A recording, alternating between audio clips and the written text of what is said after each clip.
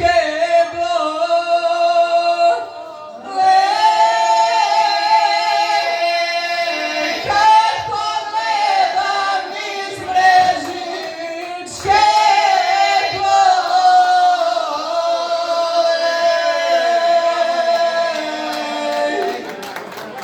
ovim večasom želim da sve poselam i u dijaspori, u čitavom svijetu gdje žive naši ljudi i da samo znaju da ih volimo i da nas pomažu i da naše projekte i sve ih redom pozdravljam, selam i kako god žele.